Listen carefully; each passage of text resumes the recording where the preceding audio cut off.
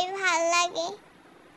সামনে বই খুলে বসে থাকতেও ভাল লাগে। গ্লাস থাকার পরেও যারা জগ দিয়ে পানি খায় তারাই হচ্ছে প্রকৃত বাঙালি। সবার মনের মতো হওয়া আমার পক্ষে সম্ভব না, কারণ আমি মানুষ, বিরিয়ানি না।